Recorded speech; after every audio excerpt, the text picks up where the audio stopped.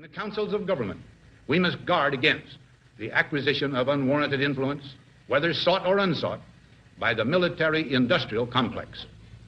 The potential for the disastrous rise of misplaced power exists. They all come out with intelligence, which is truth, but then they always tack on the same endings to it, which throws you off into outer space, which is counterintelligence as far as I view it. That's my opinion, right? And when people want to find truth, you must be very careful what you let into, because you are the guard of your own mind. And it can be very persuasive, and often they come out, too, with what seems to be certain information for the first time. That's what generally grabs people. UFOs crash in China and villagers shocked by a huge ball of fire. This is from the Huffington Post, Lee Spiegel. Now, an alien invasion, could it really happen? The US military is making plans just in case. So it turns out that if aliens ever show up here on Earth, little green men might be the least of our problems. A new study indicates that instead, they'll probably be more like super intelligent dinosaurs, as smart and as cunning as humans. As one scientist put it, we would be better off not meeting them. Sleep tight.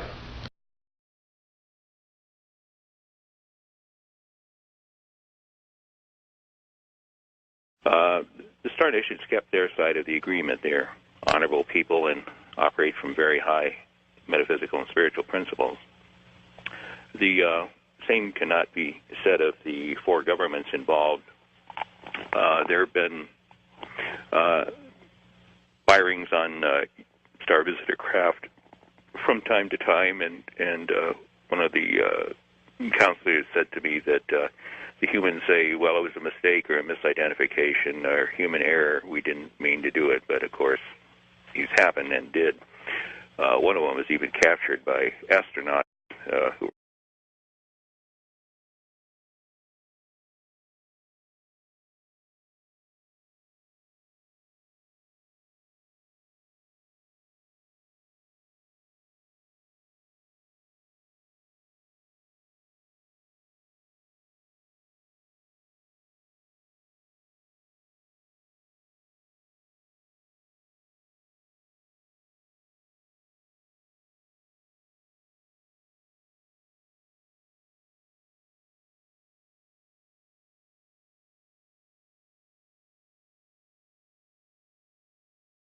were in orbit in a space shuttle where a neutral particle beam weapon beam comes up from the Earth towards a Star Visitor craft that's hovering at the edge of atmosphere, and it makes a radical right turn at the last moment. Yeah. And I think we've seen that video. Yeah, a lot of people have seen that.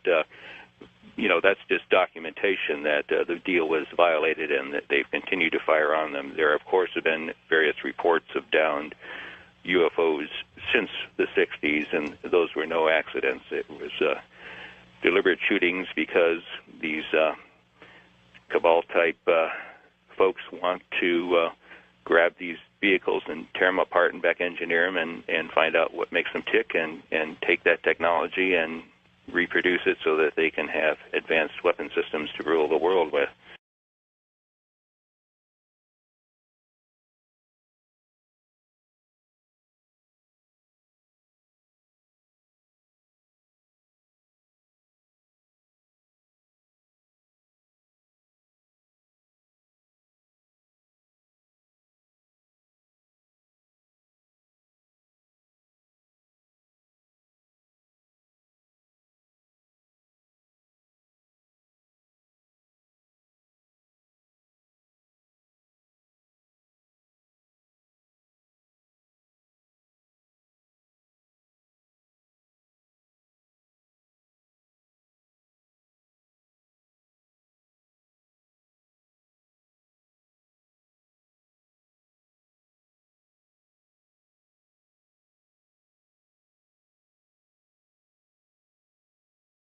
And flying downrange, we got all three stages of powered flight, and as the dummy warhead and the package flew on down range, we were all celebrating the fact that we had seen the thing and accomplished the mission.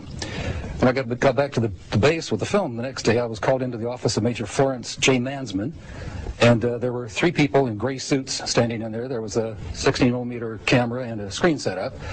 Major Mansman said, "Lieutenant, sit down and watch this." And he turned down the lights, turned on the camera, on the projector, and the film came on. And I recognized it as the film that we'd shot at Big Sur the previous day. Toward the end of the flight, I was looking at Major Mansman saying, "Pretty good stuff, huh, sir?" And suddenly he said, "Just watch this." And as I watched, the warhead, the dummy warhead, the chaff that was put out in front of it as a decoy to deflect the Russian anti-missile tracking radar, everything was flying along, and suddenly, in the same direction this stuff was flying at about 8,000 miles an hour, the object came into the frame, shot a beam of light at the warhead, flew up to the top, shot another beam of light at the warhead, flew around the direction it was flying, shot another beam of light at the warhead, flew down, shot another beam of light at the warhead, and flew out the same way it came in. Well, I don't see. Why didn't you see this when you were shooting it? Well, it was 600 to 800 miles away from us. Oh, I got you. They confiscated. Well, first of all, the Major Mansman said to me, "What was that? Were you guys screwing around up there?" I said, "No, sir." And he said, "Then tell me what that was." And I said, "We got a UFO." And he said, "Lieutenant, you are never to speak of this again. As far as you're concerned, this didn't happen." Hold on, guys. I'll be right back. I got to take a break. Okay. It's the weight of the evidence, and it's like J. Allen Hynek, who is the Air Force Blue Book guy. He said, look, he says, it's an embarrassment of riches. We have so much material. We have so much information. But if you take for one case that we have in the Disclosure Project, and that's a man who was the senior guy at the FAA, and they were tracking this object over Alaska, and it was at one point in the sky, and in one sweep of the radar, it would be 40, 50 miles away, moving completely non-linearly, not like an airplane. And we have the radar tape, we have the pilot report, we have all the evidence from the airline and the government. And this whistleblower who came forward, John Callahan, he said, I'm one of the senior officials in the government that not only have the evidence, but was part of a cover-up to keep the American people ignorant of it. And two men he identified as officers from Wright-Patterson Air Force Base brought him a model, an impression of a lower jawbone. They wanted a working model made.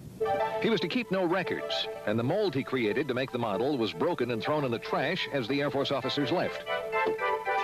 Smith retrieved the broken mold pieces and put them back together at home, and he made his own model. He said he knew this just wasn't human. Few have ever seen it, and those that have can't identify it. An article in Len Stringfield's new book quotes certified dental technician Bruce Phillips as saying it's not like anything he'd come across in his 20 years in the business. The teeth are flat, no cutting surfaces. The shape of the jaw is different from humans, and the arch is much deeper. If it isn't identifiable as animal or human by people who should know, what is it? Could this finally be the first hard evidence the Air Force was indeed doing tests on alien bodies out at Wright-Pat? Jack Smith says the jawbone model was made in 1979. And if you compare the shape of the jaw in the model with the shape of the jaw in this computer drawing of an alien, it's almost a perfect match. Some sources claim the drawing was part of a government UFO briefing in 1978, same time frame, and was based on photos from Wright-Pat. I'm Abby Martin, and this is Breaking the Set. So it's no secret that the U.S. military has over 5,000 nuclear warheads, enough to eliminate most life on Earth. But it may surprise you how much it costs just to maintain these weapons. Well, a new study from the Center for Non-Proliferation Studies just concluded that over the course of the next 30 years, the U.S. will spend nearly $1 trillion to either keep these weapons operational or modernize them. Because you know the Cold War never really ended. And if there's one thing we need to be spending billions of dollars on, it's mass killing machines. So while this country continues to lag behind in education, income equality, and sustainable energy, at least we can keep the people of the world up at night knowing that the Cold War is alive and well, and we got our nukes locked and loaded. De Afonso. Foi ali que eu tive um acidente e morri.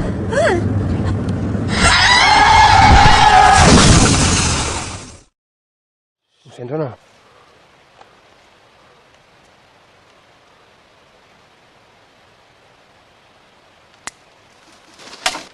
Puta, tío. Va, corre, corre.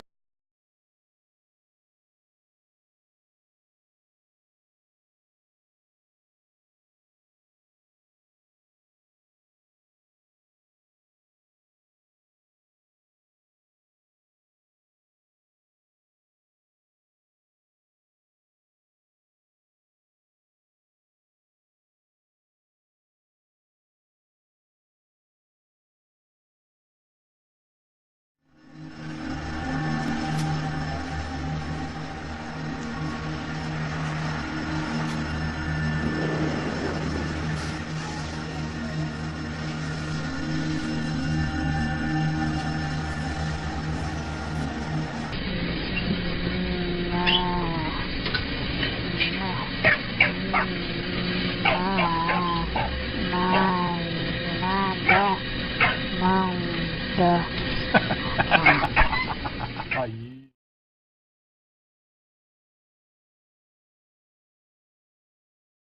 going to have 6 retired members of the military now at the National Press Club in D.C. They're going to say these incidents go back to 1967, 1980. Now, they don't have any recent episodes. That could be because these gentlemen have all been retired for some time, so they haven't been in the loop. But they all say the same thing, that when they noticed these situations happening, they were all told you cannot say anything about them. Which is well, good the for United us. Nations knows that they're going to be doing this press conference today because now they're going to appoint a Earth contact ambassador for those aliens. Her name is Moslin Othman, and she's going to be known as the leader of the Office for Outer Space Affairs. But now the United Nations is getting ready for a contact with aliens from outer space. This is Moslin Othman. She's out of Malaysia. She will be planet Earth's first interstellar diplomat. NASA's new Kepler spacecraft detecting hundreds of planets that they believe have the potential to support alien life forms. It is studying more than 150,000 stars, and that's just in one small patch of the sky, okay? If the 700-plus candidates are actually planets, it could triple the number of known planets in deep space. Good morning. My name is Carol Rosen. In 1974, after being a 6th grade school teacher, I was introduced to the late Dr. Wernher von Braun in the U.S., the father of rocketry. In my first meeting with him, during that first 3.5 hours, he said to me, Carol, you will stop the weaponization of space. And I said, you know, teachers don't stop until June. He said, no, you have to understand, this is February. And we have to prevent the weaponization of space because there is a lie being told to everyone that the weaponization of space is now first being based upon the evil empire, the Russians. There are many enemies, he said, against whom we're going to build this space-based weapon system, the first of whom was the Russians, which was existing at that time. Then there would be terrorists. Then there would be third world countries. Now we call them rogue nations or nations of concern. Then there would be asteroids. And then he would repeat to me over and over, and the last card, the last card, the last card would be the extraterrestrial threat. Well, at the time, I kind of laughed when he said asteroids, and when he said extraterrestrials, I knew I wasn't going to deal with that subject. And now we hear on the news just today, this week, that they've slid in another enemy. Only this time we're going to protect our satellites. In other words, we have to have some reason to spend these trillions, to waste these dollars on a space-based weapon system, and they're all lies. This is a system, he told me, that would never protect anyone. Even back then, he talked about suitcase bombs. He talked about chemical, viral, bacterial, biological warfare, that these space-based weapons would never protect us against. And then he told me that, in fact, if you travel around the world, which I did after he died in 1977, I met with people in over 100 countries who were friends. They didn't want to build space-based weapons. I became a space and missile defense consultant. And I worked with people around the world. I became an advisor to the People's Republic of China. They don't want to build a space-based weapon system. And he told me back then that they didn't. He said, go to Russia. They're considered to be the enemy. I got on a plane by myself. When I got to Russia, I had a list of people that I had read out of the newspaper. Chernenko was in office then. He was the only one I didn't get a chance to meet. They introduced me to everyone when I got there. And when I got back, I said, oh, my Lord, this man is telling the truth. There is no threat. And I've been waiting until this day for 27 years, and I'm expecting the spin to happen, because he also explained to me that as a military strategist, as a person who worked on the MX missile, which I did later, he said, you will find that there is going to be a spin to find some enemy against whom we have to build space-based weapons. And now we should expect the spin, because he said part of the formula for the intelligence community is if they might have a weapon, then we have to consider that they do have these weapons. So now they do have these weapons, so now we have to build these weapon systems. And that's the formula, except that it's all based on a lie. And we have witnesses here today that have shown you that these extraterrestrial beings, that these craft that have come here are now not UFOs, they're identified flying objects, and we know that they have beings in them. And we have witnesses here who have told you that they can shut down our missile silos, they can stop a rocket going into space that's a test. We have witnesses here who have worked in the classified departments, who have the courage to come forward here to support what Wernher von Braun told me back in 1974 to 77.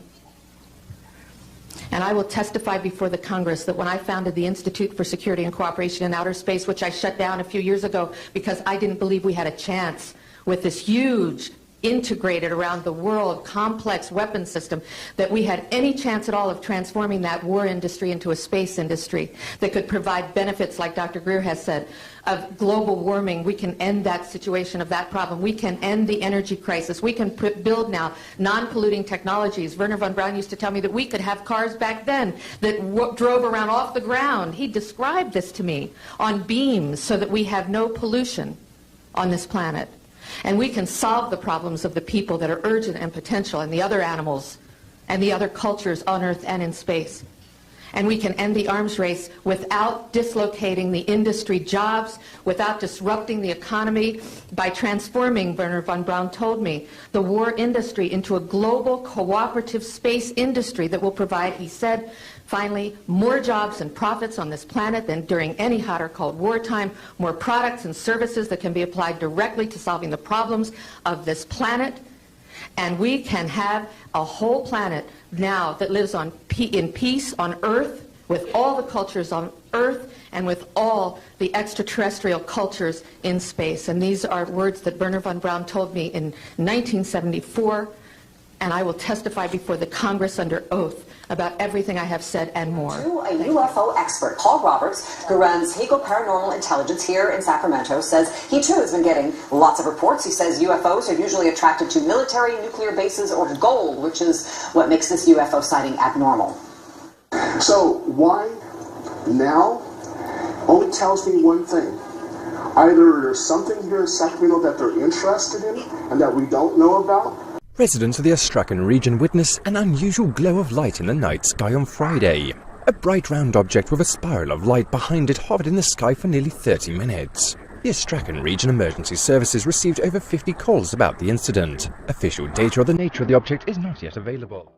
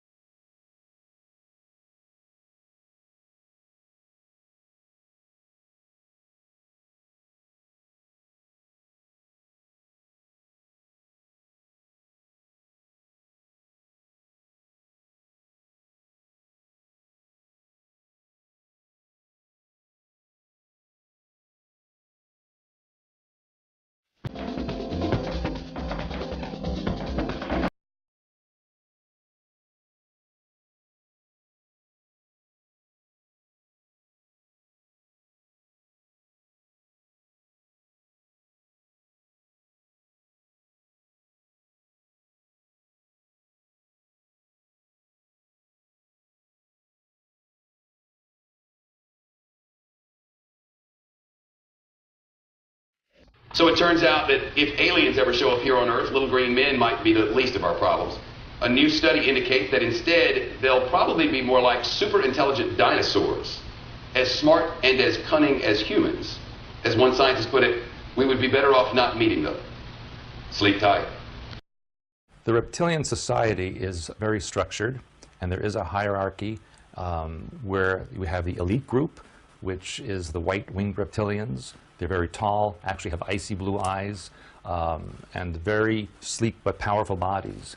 And then it works down all the way, 7 levels in at least the Draco Empire, to a workforce or drone-like reptilians, which are quite small, perhaps 3 to 4 feet high, very brown, scaly skin, not very intelligent, basically do what they are told. In between, you have a military class, you have a spiritual or religious leaders that are very much like we would have bishops and cardinals and popes. They also have an intellectual caste, and then a general mass of people. For all intents and purposes, if you really wanted to know what the Draco Empire hierarchy was like, just look at the Hindu caste system, which was based on that. If you read about Hindu legend and even anything in East Asia, it talks about the Naga, which were the seven-headed reptilians, which came ashore in Asia after their continent sank in the Pacific, and is spoken about in all of the Asian, Southern Asian, and East Asian legends and histories. The seven-headed reptilian, or Naga, really represents the 7 levels of the caste system in the Draco Empire hierarchy. The first time I ever had contact with reptilian beings was when I was working as a teenager, believe it or not, in the Montauk Project between 1970 and 1983. They were what I would consider to be of the military or warrior class, very large, powerful, mean-looking, scary-looking. When you're 13, 14 years old and you see an 8 or 9 foot tall creature with fangs and green and yellow eyes coming at you, it's very scary. They were kind of there as observers, along with observers from the U.S. government, the Israelis, the Russians, Germans, and even British. They were there to watch and exchange information on the programming techniques and the technology that the U.S. government had developed from other alien technologies, as well as what they had discovered from Atlantean. Reptilians are an ancient race. They were actually a hybrid mix many billions of years ago, which came into a foundation of us not really understanding who and what they are. We still don't really understand the total mixing, but we believe that there's a centering of space that brings them through those who come from another outside energy connected to parallel worlds. They didn't come from this world, certainly, and they didn't come from the 15th, which is the opposite end of the spectrum to us. They came from outside. They came from a world before time, and they were mixed with some of our own species. We can't deny them as human beings because they also have light orbs as we do, but they have unfortunately taken a lot of our stolen gold and created a set of hybrid human beings that seem to be very responsible for a lot of the downfall of our worlds and a downfall of quite a lot of the worlds of our friends. They've not only taken over our planet, which we like to know as Ki, as opposed to Earth, because in the higher worlds we know it as Ki. This is a representation of the energy that the Earth brings to us. They have also savagely harmed spaces outside these worlds, and some of our very dear friends today, such as the Arturians, the Ashtari, also the Andromedarians, also those from the Pleiades, plus numerous other cultures that also belong to a species of humanoid. These species have also been very degraded and very, very pulled down by a long-term reptilian rule. We are on the space now of actually emerging into a new world. Reptilians are falling back. Most of their original species, as in those who are still in full reptilian body, no longer exist. We have been working endlessly for many centuries to remove this, and we are hoping that one of their major centres, that seems to be where they all accumulated in the 16th and 1700s, being a landmass of mountains known as the Alps, particularly in a space that we know today as Switzerland, seems to have gravitated in a huge number of this species. I can't say that all Swiss are reptilian. I can only say that quite a lot of their orbital structures show reptilian space. These reptilian spaces are not really what we need to have in our environment. We cannot point a finger at someone and say we don't like you, but I think we know that there are a certain kind of human that is not very loving, not very honest, not very kind, not very generous, and will probably do anything in his power of ego to take over anyone else, particularly those of the more gentler species. I think on this present day, where we are in our year 2014, from the Gregorian calendar, it's very difficult indeed to say who are we, what are we, and where have we come from. I think the only point is to say that when these reptilians of full reptilian format actually leave the planet this time, they will not come back in orbital structures. They are not going to be harmed in this life. They won't even know if they are reptilian or not reptilian. But when they take themselves to the higher worlds, as in when they close their eyes finally and die, as in they leave the life source of the body behind, because as you know, no one ever dies. We only return to our orbital structures, and we then move forward to the higher worlds, and the higher worlds play. When these a full reptilian body actually leave the planet this time, they will return to nowhere, because there is no structure that will allow them presence, and there is no space where they can actually rejuvenate. So as from the 25th of March 2014, I would like to say that we are extraordinarily hopeful that we will eventually close the door on what has been taking place amongst our worlds for billions upon billions upon billions of years, which in fact only took a total governorship of our worlds around the 1930s, 1940s, when the experiment of how many reptilians could actually be squeezed into mountain regions actually took place. Many reptilians have been on our planet for many thousands of years. They have been very much governed by those who prefer to rule by using warfare, as opposed to those who would rather form a governorship of hearts who belong to servitude for the people. I think we're all very aware these days that our governments don't really serve us, but they are serving someone else. And I think that's somebody else who seems to really enjoy taking our gold out of our bank vaults. I do believe that this gold is sent on ships, as in spaceships, to the higher worlds. And I do believe that this gold is then handed over to reptilian species who actually then recreate light orbs to be quite a devastating space that are then brought down into our communities as human beings. Sadly, this has been going on for a long time, and sadly, we have no way of telling totally who is who and what is what. The only thing I can say is, I don't think they can move any more of these light orbs into our space. I don't believe when they leave our space they can rejuvenate anywhere, and I do believe that we have some exceptionally amazing brothers of other species, as in our dear Arturian brothers, who do have quite a few spaceships on the dark side of the moon. I also believe that there is a ship that the American government has talked about as being a comet. I don't think it's a comet, I think it's an Arturian warship, and I think they are surveying us and hoping us the best of luck with our removal of reptilians. They have also undergone a shocking experience with their own islands, islands being their own planets. We wish them love, hope, and harmony, as we wish every species who desires reptilian-free governorship in hope and the presence of bringing a peaceful world into harmony for all times. Thank you.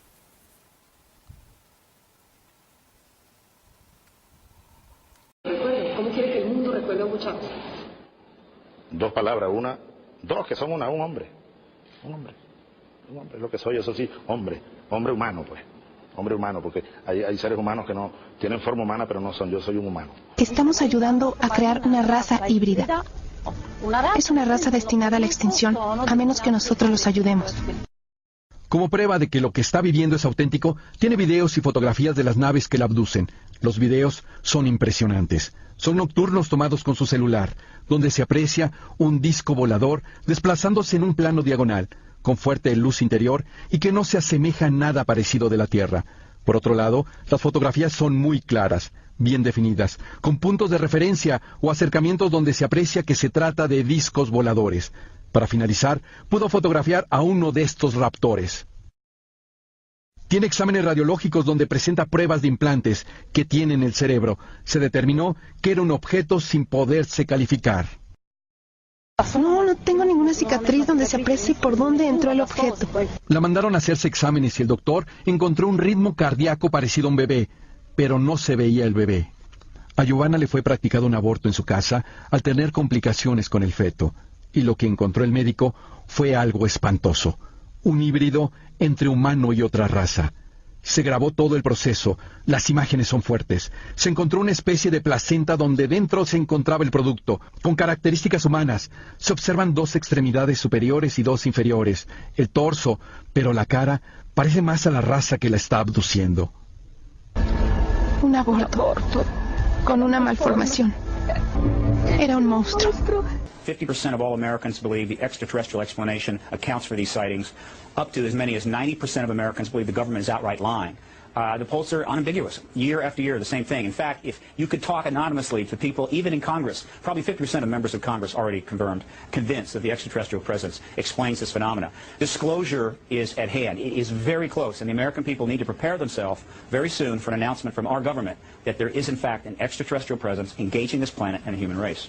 As UFO videographers and investigators around the world continue to document that strange, unidentified craft are navigating in our skies, as well as in outer space, the mass public and even former U.S. presidents appear convinced that UFOs are real. Is it an above top secret truth that extraterrestrials are observing us from their technologically advanced spaceships? It's not like any aircraft I've ever seen. Doesn't behave like balloons, didn't look like a blimp. What was it? It was just weird. The second you see it, you look at it and go, that's not an aircraft. What is that? While many people still believe that a flying saucer from beyond Earth crashed near Roswell, New Mexico in 1947, the United States Air Force still officially denies it with what they call their final report. In it, they conclude there was no UFO crash, and every eyewitness account of an alien body was actually a crash test dummy used in high-altitude parachute drops. I don't think the Americans should believe anything that our government says about Roswell. How could we? They denied that it existed for so long, then it was a weather balloon, now it's a super-secret weather balloon. Who knows what it'll be next week? It is no coincidence that some of the past American commander-in-chiefs seem very interested in UFOs. Before he was president, Jimmy Carter witnessed the flight of a UFO and even reported it to authorities. Subsequent presidents also expressed their concern about visitors from outer space. I occasionally think how quickly our differences worldwide would vanish if we were facing an alien threat from outside this world. Interestingly, after he left the White House, Ronald Reagan confirmed he saw what he believed was an alien craft when he was governor of California from his plane, and asked his pilot to follow it until it shot off into space. And when Bill Clinton was president, he publicly stated, quote, "As far as I know, an alien spacecraft did not crash in Roswell, New Mexico in 1947. If the U.S. Air Force did recover any alien bodies, they didn't tell me about it either, and I want to know." In the 2008 U.S. presidential election, some candidates seemed very open to the possibility that UFOs exist, and one came forward with his own tale of a close encounter. As our current exploration of Mars continues with NASA rovers, perhaps one day NASA cameras will roll up to this ever-controversial structure known as the Face on Mars, which many believe was created by an advanced ET civilization. Maybe when the mystery of this monument and nearby pyramid structures is solved, we will be closer to proving that alien life does in fact exist, even on planets so close to ours. But those who've chronicled the UFO evidence most to date think the ultimate proof will come from everyday people pointing cameras to the sky. We, the people, are going to prove that this is truth. Not the scientists, not the authorities, not the military. We, hundreds or thousands of people with our cameras in our hands, are going to be able to produce the evidence that is going to be seen around the world and is going to prove that this is real.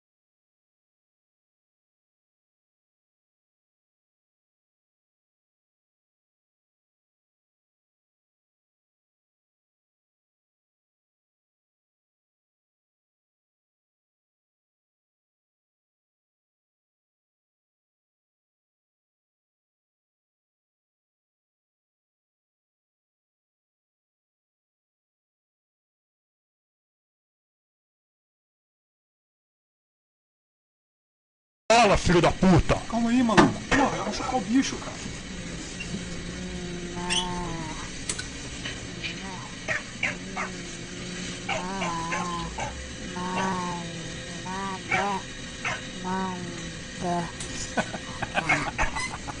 Aí, não falei que ele ia falar, ô.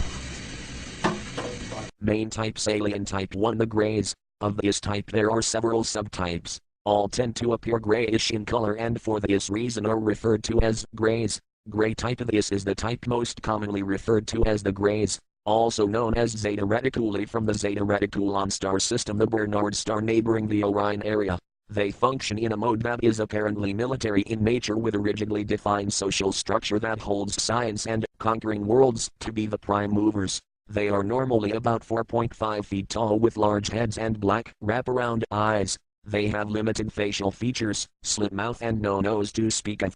There seem to be two main social classes. One is the more hawkish and is more abrupt, crude and blunt. The more dove-like ones are more refined and capable of a more business-like behavior towards humans, and prefer to use more diplomatic behavior to gain control over humans.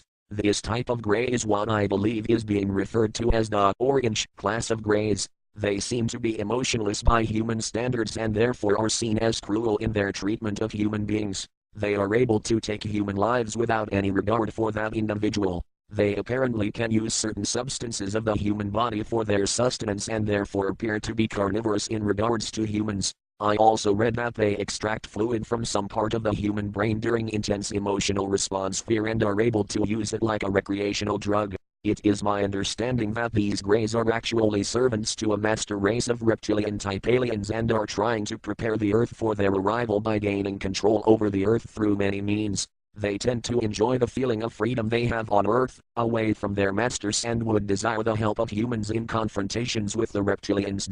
Which appears to be a consideration for the near future mid-90s. These greys have their best known bases in New Mexico and Nevada but are also known to have bases in many countries of the world. Gray type B tall greys from Orion. Usually about 7 to 8 feet tall. Reports often exaggerate their height as being 9 to 12 feet with facial features somewhat similar to gray type with the exception of the large nose found on type B greys. These greys also have technologies that allow them to perform certain actions that appear miraculous. These greys are less viscous towards humans than type A greys but are still considered hostile. They tend to influence more through political controls and negotiated agreements with those in power. Their main bases seem to be in the Aleutian Islands. These are the type seen not long ago in eastern Russia. Gray type C. These are the shortest of the greys and tend to be about 3.5 feet tall. Their facial features are very similar to the Zeta Reticuli greys and are of the same root race. They are just as hostile to humans as the Zetas. They are from a star system near the shoulder of Orion called Bellatrix. Alien type to the reptilians, a genetics akin to rectals. These are highly advanced entities but viewed as being of a negative, hostile or dangerous disposition since they regard humans as a totally inferior race. They would perceive us much the way we would perceive a herd of cattle. They are carnivorous in regard to humans. There is supposedly a driven planetoid or asteroid inhabited by 30 million of these lizard folk that is to enter our solar system in the mid-90s if the present schedule is kept. They consider Earth to be their own ancient outpost and would expect to have complete control of the entire planet upon their return. Their own planet is becoming unable to adequately support life and they need somewhere else to live. These are the aliens who are served by the type of greys. Alien type 3 human type aliens. Human type. These are of a genetic base similar to humans of Earth. They appear of normal height 5-6 foot and tend to be fair-skinned with blonde hair. These entities have been abducted by the greys or are the offspring of abductees and have been trained by the greys as servants. These entities are totally subservient to the greys. Human type B. These are aliens of similar genetics to Earth humans and also, it seems, of the humans that serve the greys. During some abduction projects, twins either identical or fraternal are induced in a female subject. During the first trimester, one of the fetuses is removed. It is then grown to maturity by group A. Abductees will meet their twins during some abductions. Very limited contact has been made by these humans. Group C. Genetically modified Earth-born humans. These humans are comprised of two classes and should not be confused with Group D greys. Class W workers. This class is the smallest in physical stature. They are described as approximately 3.5 feet in height, large head and eyes, pale white in complexion. These workers were created by Group A through genetic modification of Earth human fetuses. Their function is to perform menial tasks requiring limited reasoning abilities. In mental capacity, they are equivalent to a 5-year-old child. Class T technicians. These humans are basically the same as Class W. They are slightly larger, at approximately 4.5 feet in height. Their complexion is tan or yellowish. Their reasoning and deductive abilities are higher. This allows them to perform more complex operations. They are often seen operating ship controls and in transport activities. Both classes W and T are telepathically camouflaged to appear as Greys 2 and the Ts. This is done to conceal the true nature of Group C. It is felt that perception of Group A maintaining a human slave population would hinder future contact efforts. This point will undoubtedly be a source of much heated debate in the near future. Group B Greys. Of the 6 groups discussed in this paper, the Greys appear to represent the only non-human contingent. The following data should be considered tentative at best. Height is approximately 5.5 feet. The head is large, eyes large, black and very slanted. Skin color is dark gray and non-porous. All data so far indicates that they may be a cetacean-based life form. On Earth, this comprises the species of whales and dolphins. Descriptions of Gray's skin color and texture closely match that of dolphins. The stare and stun effects approximate that performed by dolphins on potential enemies, such as sharks and barracuda. Human and dolphin fetuses are nearly identical, up to a certain development stage. Group E human/Grey. So here's some Swiss money. Here you got the DNA helix on it. The old 10 francs shows the Nibiru system. There are some good videos about it on the internet, on YouTube. But I wanted to show you this here. Here's the octagon pillars, as I just showed you on the video. There they are, 8 pieces. That has a meaning. This is octagon. And here it shows a grey. Some aliens, look at that. The Swiss reptilians. I mean, these are no humans, look at it. These are Swiss reptilians, the Nazis, who financed Adolf Hitler, gave Red Cross passes to the worst mass murderers you can imagine. There, it's a grey, it even is grey. Okay, this is, and they are standing in the octagon. Look at it. So this is Switzerland, the home of the Nazis and the center of hatred against humanity. Oh, okay. I don't believe you.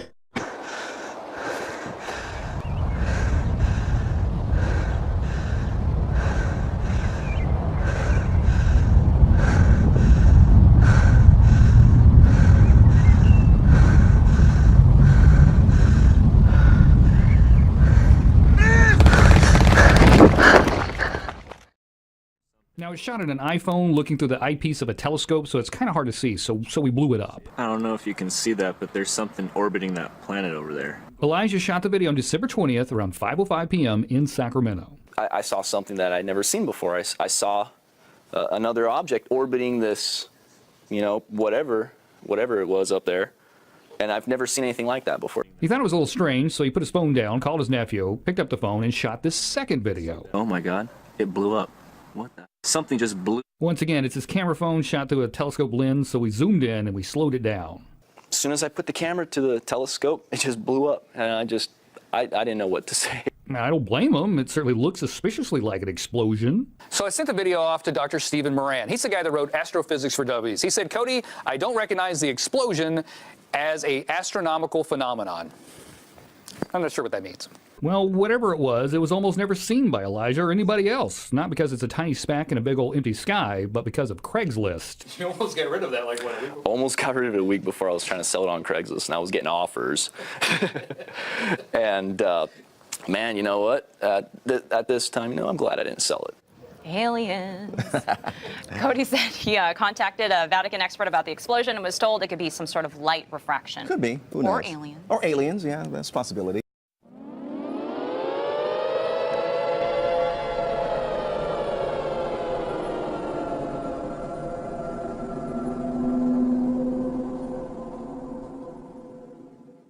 Okay, we've never seen pictures like this before from NASA. Amazing video of what looks like tornadoes on the sun. Signs in the heavens and the earth. And what we're seeing is that these events continue, one after another. There's been a lot of buzz over the last few weeks about strange sounds being heard in the atmosphere. People around the world and here at home have reported hearing some bizarre noises. Some strange noises heard around the world the last few weeks, from Arizona to England and right next door in Manitoba, all showing folks alarmed by what sounds like a noise straight out of a science fiction flick. It's kind of like watching a scary movie. The background noise gives you the feeling that something terrible is about to happen. Strange, mild sound. Seems like it's coming from the sky, anyway. I've heard that Jesus is coming back. I've heard that it's 2012, the world is ending.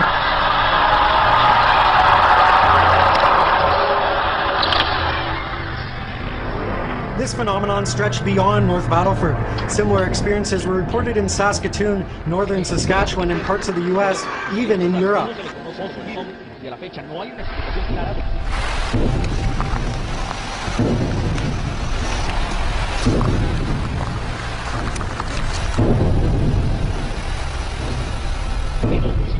Sonidos muy similares a estos.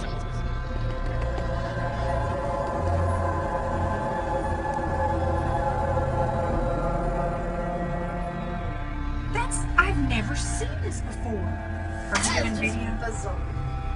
I have never seen this before, and I'm doing video. That's Can we please send it to James Spain and the Weather Channel? That we are in the birth bank. Something is going on. We are in unprecedented, uncharted waters.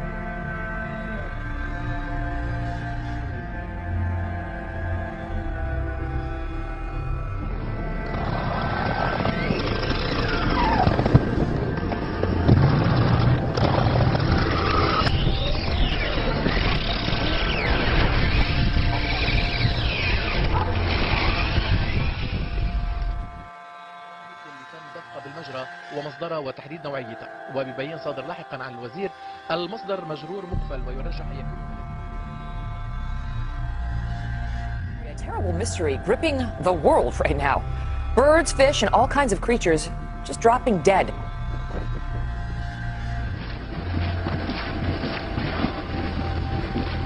For the second year on New Year's Eve, birds are falling from the sky in Beebe. A mystery in Beebe, Arkansas. Birds falling dead from the sky on New Year's Eve for the second year in a row. Wildlife officials say no one knows how these dolphins died, but hundreds have been found on beaches in Chiclayo, Peru. At least 260 dolphins washed ashore across a roughly 60-mile stretch of beach. Officials aren't sure what happened to them. An event like this is particularly unusual because dolphins aren't normally found in these seas. Everywhere you look, you see the carcass of a dead turtle. Small turtles, large turtles, dozens of them, dead and scattered along the banks of Smith Lake. The birds just started falling from the sky. This is really weird. Hundreds of birds literally just dropped from the sky and then landed on I-95, bringing traffic there to a crawl. But earlier today, a lot of confusion and concern when birds which were flying in the sky started to crash to the pavement. There were hundreds of them. Never ever in my life have I seen anything like this. Crazy. Totally crazy. Never seen it. I travel this all the time. But I haven't heard of anything locally like that, ever.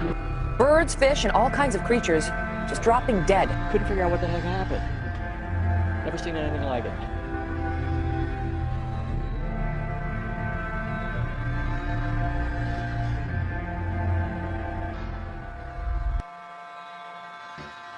Something strange has happened in the skies above Britain. Police throughout Scotland and the north of England received calls of a bright light streaking across the sky on Saturday night. These images over Harrogate, but there have been sightings across the country from Scotland, Wales, the north, right down to the East Midlands. It was what observers are calling one of the best meteors ever seen in the UK. The object was seen as far south as Devon and may have landed in the English Channel. Dozens of viewers have said they've seen a massive bright light in the sky in the last few hours, with most claiming it was a meteor.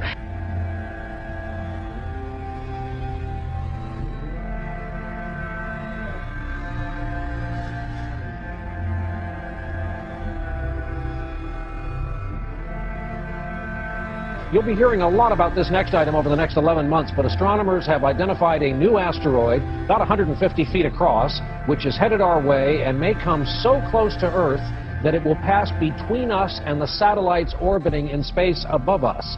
There's some debate in the scientific community about whether a direct hit is even possible. This is called 2012 DA-14. They say this will be the closest pass of an asteroid in the history of tracking such things. And again, while this pass is supposed to miss us, the experts all say there's nothing wrong with making sure your affairs are in order.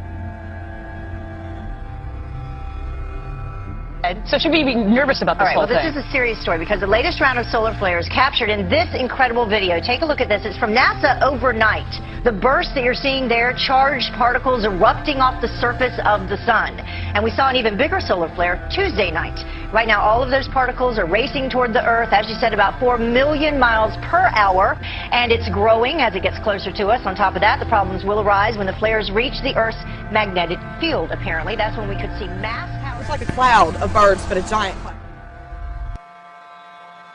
It's really creepy. It's kind of like, is the world coming to an end here or something? I mean, it's scary. The whole sky will fill up with black birds. But it's crazy. It's scary, ain't it? How many do you think? Like a million. It's like we're being held hostage. Held hostage in maybe a 3-mile radius by blackbirds. When it comes down, it sounds like rain coming down. I mean, literally, from inside of our apartment, you think that it's raining outside. What a sight this is. Thousands of dolphins swarm a whale watching boat off the coast of Orange County. You're looking at hundreds upon hundreds of dolphins breaching out of the water. The unusual spectacle was caught on tape.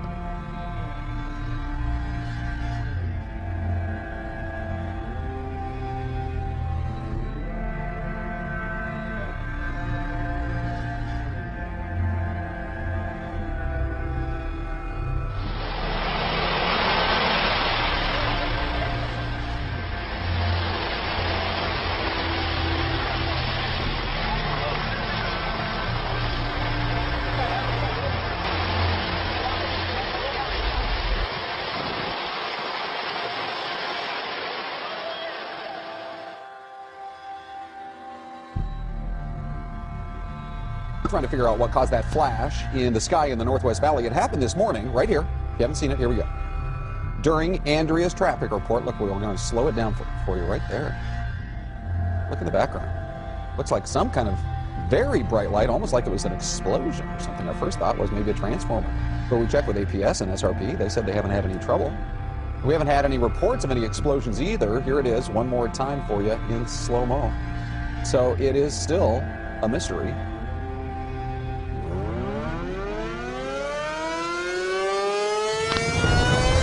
Here it comes.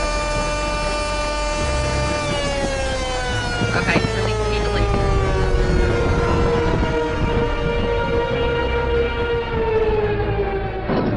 Take it away from us, Lord. Take it, Lord. Take it, Lord. Take it away from us, Jesus. Holy Father God, all powers in your Son's name. Take this up away from our home.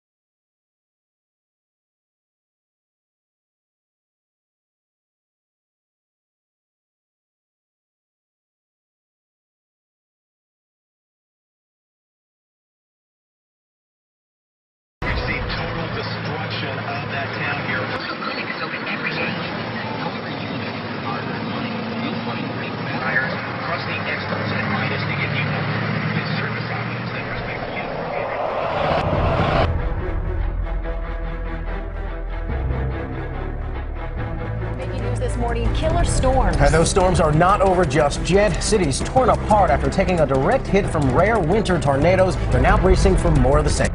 Among the places hardest hit, Harrisburg, Illinois. 175-mile-an-hour winds, 2 football fields wide, left people dead. Homes were shredded, a strip mall flattened, entire buildings knocked off their foundations. It's just unreal. It's like a war zone.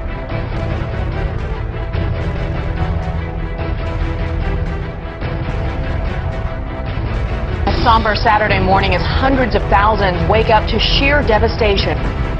This entire town's all gone, flattened in a flash. This massive storm spawned more tornadoes in one day than we usually see in an entire month. Here's what we know right now. At least 29 people dead. The second round of killer tornadoes just this week. 95 tornadoes ripped through yesterday. If those are all confirmed reports, this would be the greatest tornado day, one-day event in March for all history.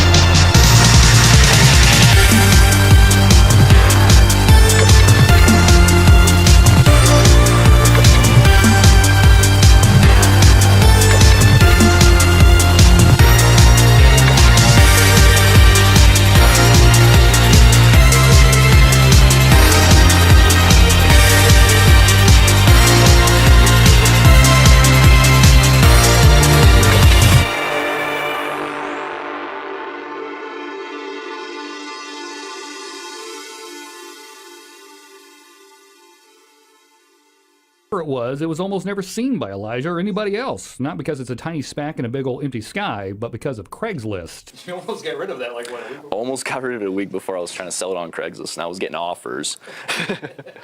And man, you know what? At this time, you know, I'm glad I didn't sell it. Aliens. Cody said he contacted a Vatican expert about the explosion and was told it could be some sort of light refraction. Could be. Who knows? Or aliens. Or aliens, yeah, that's a possibility. 33 News Morning Edition. The time is 6:26. Okay, so you know how we ask you to send in your pics so we can put them in our newscast?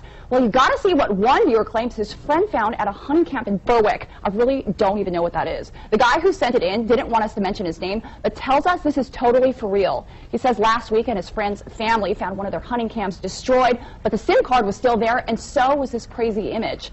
I put the pic up on Facebook, and this is what some of you had to say about it. Steven says, keep going down, this is a computer-generated Photoshop image, and it's definitely not real. Okay, the next guy says, bring it up, those swamp people need to eat some food with those 2-inch biceps, okay. And our next person says, hey, I've got one of that my friend snapped up here in North Louisiana with the same cam. Stance alien girl-looking thing floating in the background. So here's that pic. Okay, really creepy, isn't it? And we got the music to go along with it. Great. Ya, güey. Ya, güey. ¿Te quedas aquí? ¡Calor, ya no! ¿Qué, güey? No, yo voy por él. ¡Ay, no mames, güey, ya vino! ¡No mames, güey, ya vino! ¡No mames, güey, ya vino! Yo voy por él.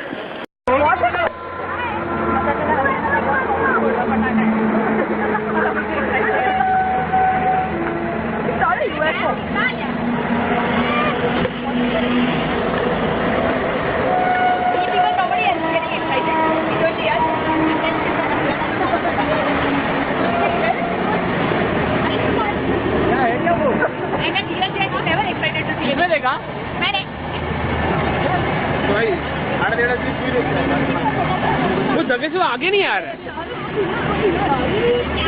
वो जगह से आगे नहीं हो रहा video है वो rocket में पीछे आग लगी है रॉकेट में आग लगी है वो क्या है आसमान में अजूबा वो क्या है आसमान में अजूबा क्या जूम करके आंसर का फोटो ले रहे क्या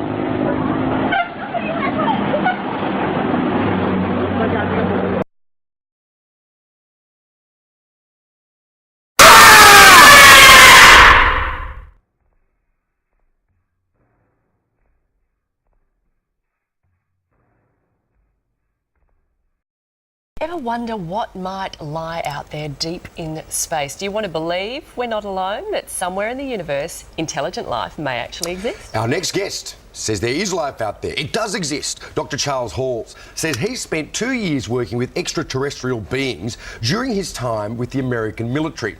He claims the US military has actually been in contact with alien species for years. And Dr. Charles Hall is here to explain, along with his wife Marie, live from what Bugs Bunny used to call Albuquerque, New Mexico. Now, thank you both for your time. Terrific to have you with us. Firstly, Charles, can you tell us your story of how you managed to come into contact with these beings as you worked with the military? I'm a Vietnam veteran, and I enlisted in the Air Force in July 1964, and I was trained as a weather observer. And I was sent to Nellis Air Force Base, Nevada, outside Las Vegas, Nevada. And for 2.5 years, I was sent up to the gunnery ranges up at Indian Springs, and I was given a clearance to allow me to go anywhere in Dreamland, as long as I was alone. I discovered that up there at the north end of Indian Springs Valley, which you can see on the map, in the state of Nevada here in America, that there was a base which the U.S. Air Force maintained for a group of extraterrestrials who were tall and white. And I, as the duty weather observer, was allowed to go up there, or they were allowed to come down to where I was. And the interaction took place over more than 2 years. Wow. During those 2 years, I also came across, I also interacted to a lesser extent with the Roswell Greys, and I've also personally talked with the extraterrestrials that I call the Norwegians with 24 teeth, who come here from a very nearby star, perhaps Bernard star.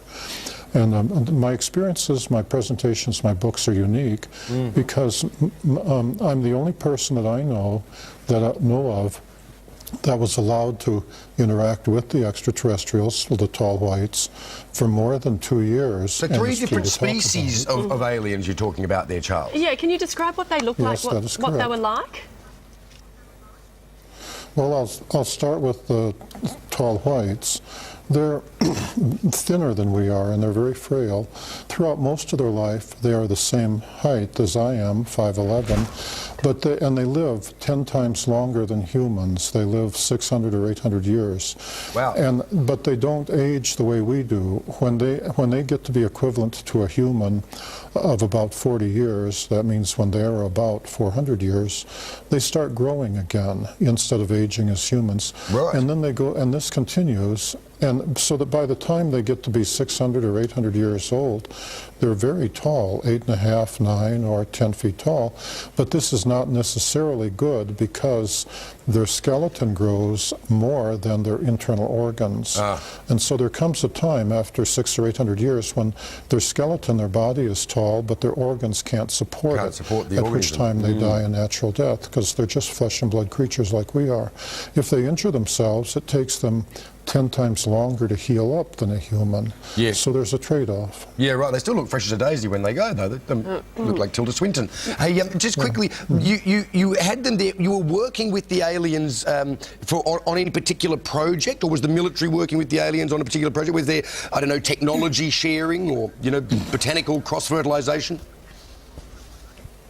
The U.S. Air Force, and I'm speaking of the mid-1960s, was willing to give them anything they asked for. When I first met them, I was very afraid of them, and every human I met when you come across them out in the desert was naturally very afraid of them, and they were even more afraid of us. It's like running into a gorilla in the wild where the gorilla is on his home ground. So they had to go through a process of becoming used to being around humans before they could take part in the technology transfer program. I, as the weather observer, was the test human. As an enlisted man, I was expendable, you know. I was the one they send out to. Where's the weather guy? What the big picture is here, which we haven't actually talked about between us, is extraterrestrial involvement. You've got to be very careful about that. Oh, just put the question bluntly, you know, most people, all the alternative media and a lot of people now, I mean, just look, go back to the 50s, right? If you ask the ordinary man in the street in Walthamstow in England whether he believes in aliens, he'd laugh his head off and go and get some pie and mash.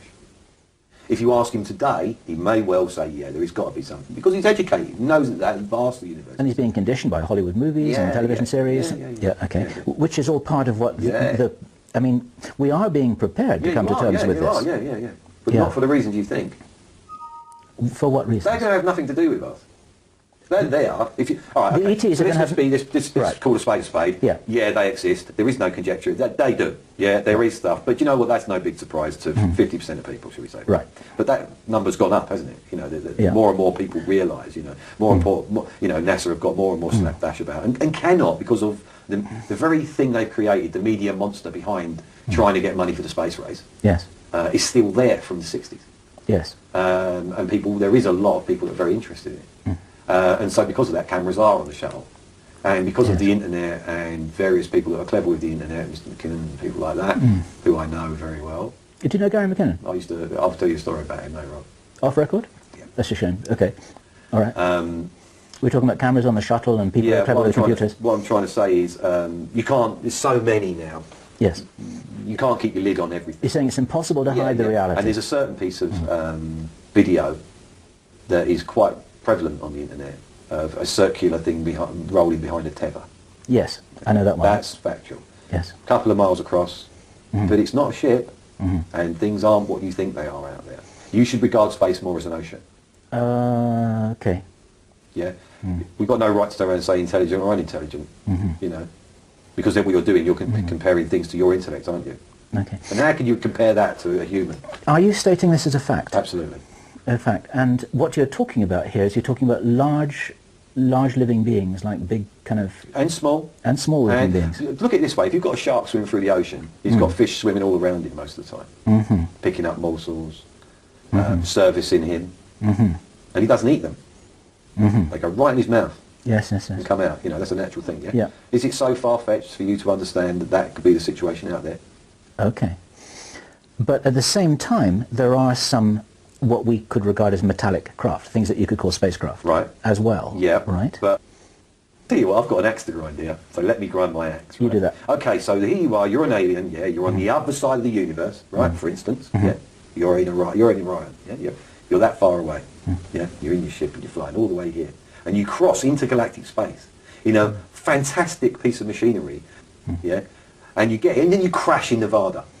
Right. Rubbish. Okay. Rubbish. You're shot down. Okay. That's what happened to you. Yeah. Because you didn't think that there was any kind of particle weapon or kinetic weapon that could do that. Yes. Because you wasn't prepared, because it was the first time you came. Yes. It was got something to do with radar, wasn't it? They discovered that radar would actually do this. Yeah. Am I right? Well, it was quite an aggressive... It wasn't an accident. Okay. I've got you. So you're saying that that the so-called crashes weren't crashes. They're actually offensive actions which and were I discovered. ask you to understand that because you don't cross intergalactic space and then crash in Nevada, do you? I understand that. You see, that's my axe there. So sorry, go on. Oh, gotcha. That's fine. So you're saying that initially there was a way of bringing the craft down that was discovered by accident, and then it was more or less, and then it was fairly quickly deliberate attempt, utilised. Amazing that it worked. Yes, right. And then when it did, so it's a lucky hit, and then they started to get focused about it. Yeah, well, they realised that it could be done, and then went down the avenue of trying to figure out how they done it and what actually did cause it, and they needed to look at the thing they brought down to do that. Yes, and then they educated them, so they became much better at it. Yes, because then you got the Americans mainly, I guess. Was it only the Americans? Or did this happen in every country? No, let's drop the borders and the nationalities. Okay. So then you got people who are pretty smart, who got their hands on this ET technology, and that was never part of the setup. That was never part of the plan, was it? No. It was never part of the plan? No. Okay. And what kind of problems has that caused? Well, you know what we're like. It's not caused... They want to go. We're going to be the visitors. So that's what the selection's about. Okay. It's about creating a sort of space crew or a and remember, new, it's second hand, so. I understand that. A new breed of humanity who will be well equipped to go off into the cosmos like the Crusaders. Yeah. Yeah, like the Crusaders. Like the Crusaders. And it's like it's like you've got the spirit of the Crusaders and you give them extraterrestrial technology to move with. There you go. And then... And are any of us in any doubt that we're going to start planet hopping within the next century? Are you actually in any doubt with the technology that's available now? Because we're doing it with robots. Personally, I'm in no doubt at all that we've got a Mars base. Oh, right, okay.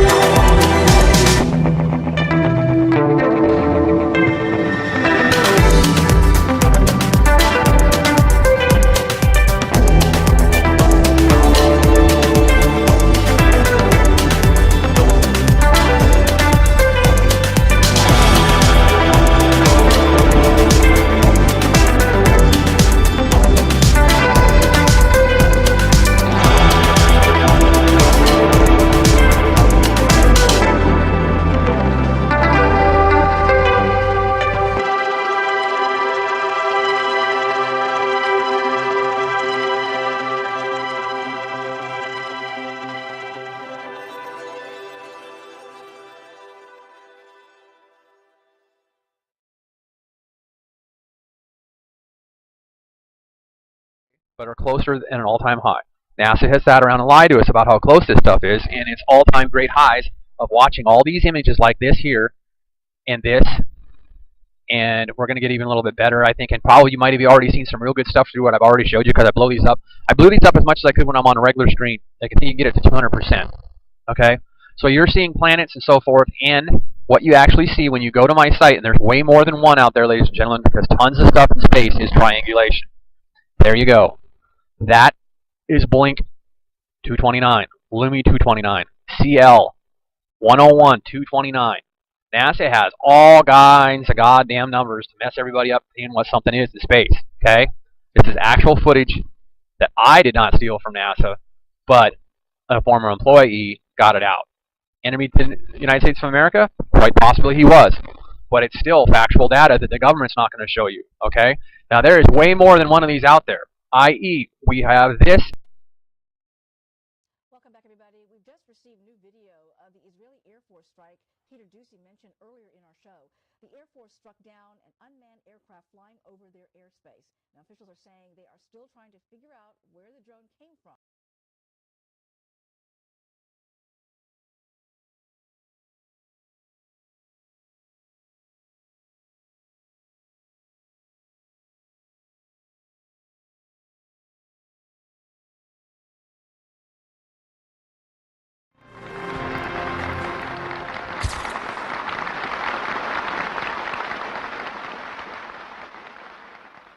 A part of that plan, of course, is to induce the gradual surrender of American sovereignty, piece by piece and step by step, to various international organizations, of which the United Nations is the outstanding but far from the only example. Now, here are the aims for the United States. 1, greatly expanded government spending for every conceivable means of getting rid of ever larger sums of American money as wastefully as possible. 2, higher and then much higher taxes. 3, an increasingly unbalanced budget despite the higher taxes. 4, wild inflation of our currency. 5, government controls of prices, wages, and materials, supposedly to combat inflation. 6, greatly increased socialistic controls over every operation of our economy and every activity of our daily lives. This is to be accompanied, naturally and automatically, by a correspondingly huge increase in the size of our bureaucracy and in both the cost and reach of our domestic government. 7, far more centralization of power in Washington and the practical elimination of our state lines. There is a many-faceted drive at work to have our state lines eventually mean no more within the nation than our county lines do now within the states. 8, the steady advance of federal aid to and control over our educational system, leading to complete federalization of our public education. 9, a constant hammering into the American consciousness of the horror of modern warfare, the beauties and the absolute necessity of peace, peace always on communist terms, of course. And 10, the consequent willingness of the American people to allow the steps of appeasement by our government which amount to a piecemeal surrender of the rest of the free world and of the United States itself.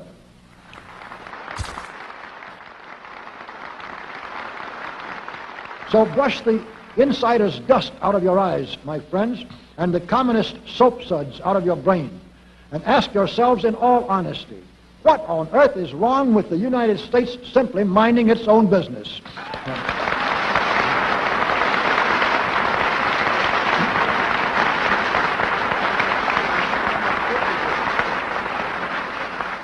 Or with having its foreign policy function primarily for the safety and benefit of the American people.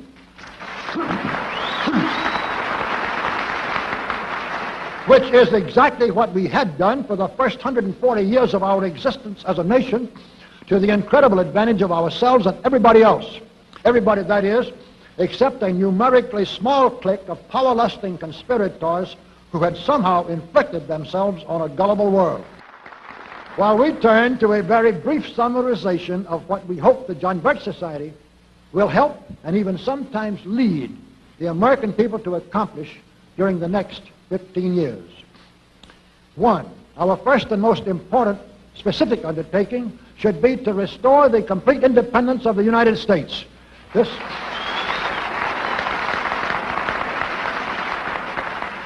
This includes our resolution to get us out of the United Nations and get the United Nations out of the United States.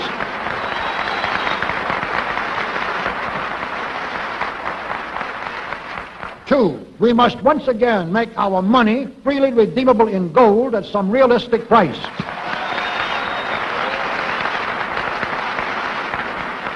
And we must take all practicable legislative steps to prevent a recurrence of the enormous thievery and other subversive crimes that have been perpetrated on the American people through a contrived inflation by every president from Franklin Roosevelt through Richard Nixon. Three, we should reduce the number of government bureaus, of government civilian employees, and the whole quantity of government by at least 50%.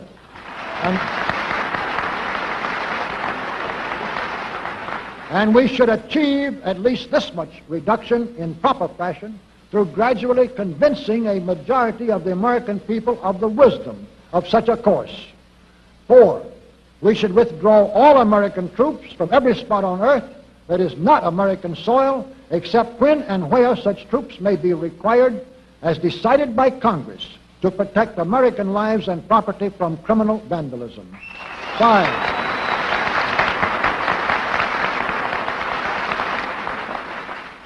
Five, we should get government out of the areas and functions and activities where government does not belong. Again, all steps to this end should be taken gradually, but nevertheless just as rapidly as enough of the American people can be persuaded to support such progress.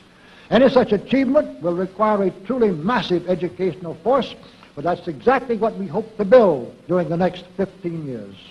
We could go ahead for at least 100 numbered items, but the John Birch Society will undoubtedly be working on more than that many specific projects, which will be laid out in its bulletins before another 180 months will have rolled around.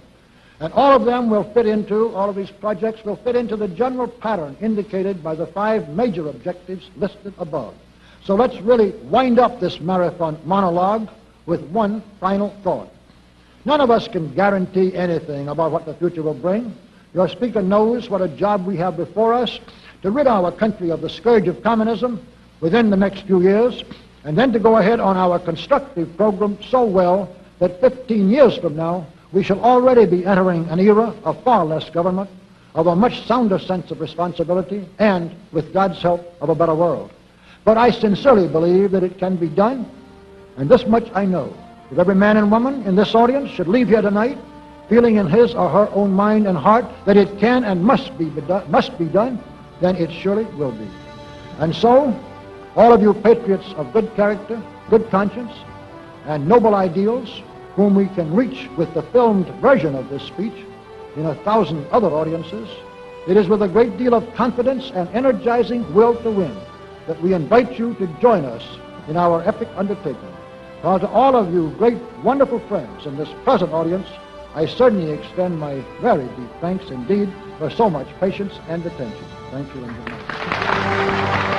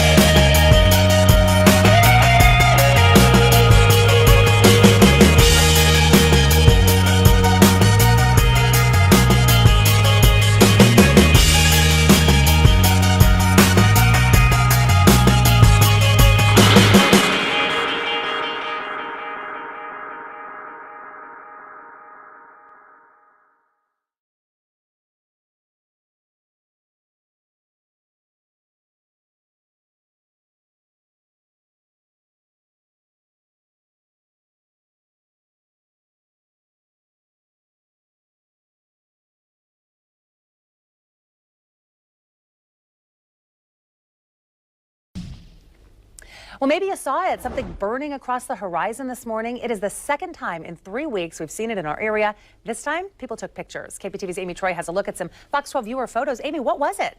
Well, Shauna, the jury is still out. Scientists are still looking over all the reports, all the photographs. Luckily, with our clear skies, there are lots of photos. People saw it, they snapped pictures of it, they sent these in to our newsroom. Some described it like a line in the sky grew into a fireball. Now, a pilot described it as contrails left behind a jet.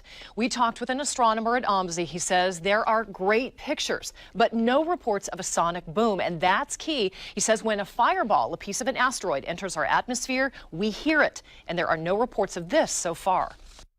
And looking at the picture, it looked like that was a fairly good sized chunk. Then the explosion, where's the flash? There hasn't been any report of any such thing yet. He says we should know what it is in a couple of days. You may remember back on October 30th, many saw a fireball in the sky. That was a meteor entering our atmosphere. It came in over Washington State and then landed in the Pacific Ocean. Reporting live, Amy Troy, the 5 o'clock news.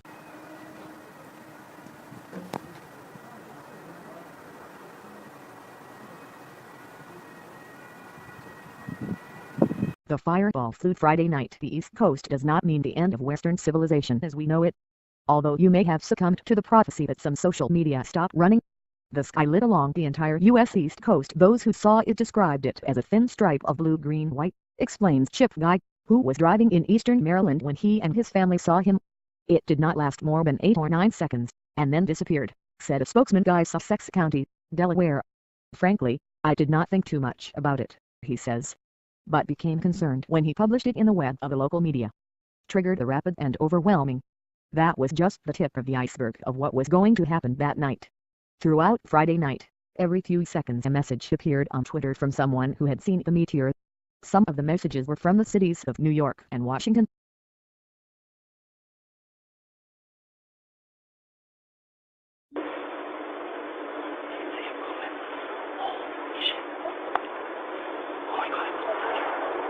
That wasn't thunder. That thing was blown up. Oh my God, there it goes again. I don't care, that woke me up. Oh, it's still booming. Holy shit. Okay.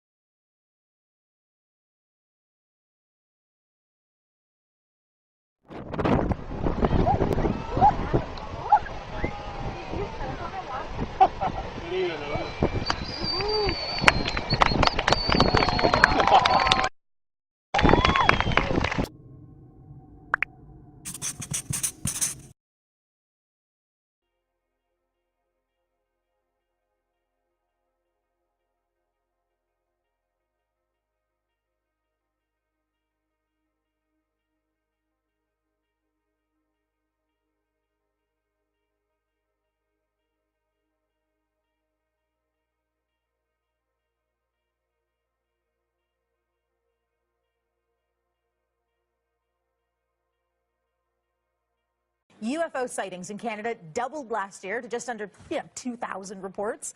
Stephen Putticombe has the details from one place where something strange was spotted. The 2012 UFO survey done out of Winnipeg, Manitoba has a surprising result. There was more sightings than ever before in the history of the survey. There were 1,981 UFO sightings reported in the country last year, about 5 a day. That's more than twice the number of reports in 2011 when there was 986. Now, the number of cases in 2012 completely eclipses all previous records for the highest reports in 1 year, which was 1,004 in 2008. Turns out that it was just a matter of that all the sources seem to reply that they had an increase in the number of UFO reports. So it's something across the board. People in Canada were actually looking up into the sky more often than in the previous year. Ontario had more than 40% of sightings, but that's mainly because their population is so large. In 2012, about 7.5% of all UFO reports were judged to be unexplained. The percentage dropped from 11% the year before. Typical UFO sighting lasted about 15 minutes, and there were all kinds of shapes, sizes, and lights seen in the air, many of which could be explained. But again, 7.5% couldn't be. Now, an alien invasion, could it really happen? The US military is making plans just in case. What are the official plans for contact with extraterrestrials? Will they come in peace or war? And what can humanity do in the face of alien invasion? Yes, it is best to be prepared for anything, and Professor Paul Springer from the US Air Command and Staff College would advise the military in the event of an invasion. He had to get special government clearance to talk to us, and I spoke to him earlier.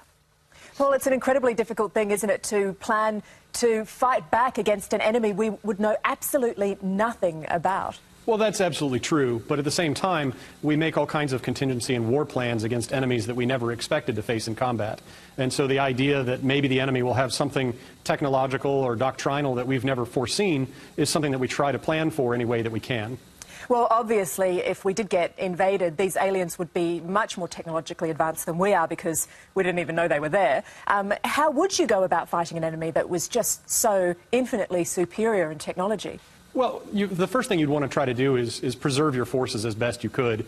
You would want to learn as much about the enemy as possible, and that would mean things like trying to find vulnerabilities, trying to capture technology. But survival is your first priority, because if you send all of your forces into the field and have them destroyed by that superior enemy force, then when you do find a vulnerability, you won't have any opportunity to exploit it.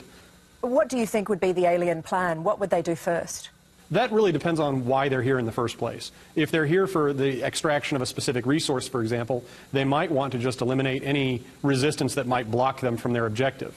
If, on the other hand, their goal was actual occupation and conquest, then they would probably have to prioritize anything that they perceive to be a threat to their own dominance. And so that would probably start by wiping out as many communications networks as possible and eliminating as many weapons as might represent some form of threat either to them or to the resources that they're trying to extract. So they might very well want to counter every nuclear weapon, not because it represented a threat to them, but because it might destroy whatever they're here to collect. Is this something, this kind of planning, that governments around the world do consider? It is, in the same way that governments do plan for any future potential calamities or conflicts. This is the type of thing that, because it's neutral, you're not provoking a fight or assuming a fight with a country that you might want to maintain a good diplomatic relationship with. If you insert alien in place.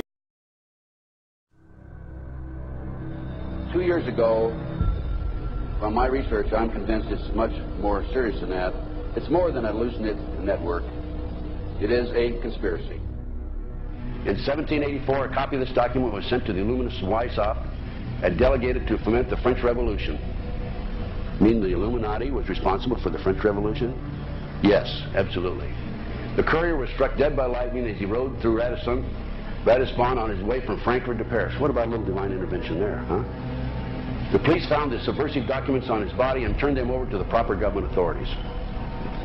After careful study of the plot, the Bavarian government ordered the police to raid Weishaupt's newly organized lodges of the Grand Orient and the homes of some of the most influential associates, including the castle of Baron Bossen-Sonderdorf.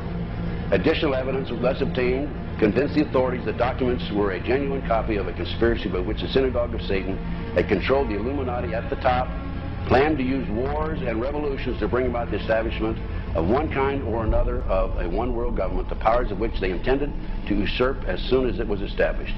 In 1785, the Bavarian government outlawed the Illuminati and closed the lodges of the Grand Orient. In 1786, they published the details of the conspiracy. The new order of the world, our enterprise is now a success. He said these blind slaves say they are free and highly educated, even as they march behind, notice this word, signs. Have you ever taken time to analyze a sign or a billboard or a logo?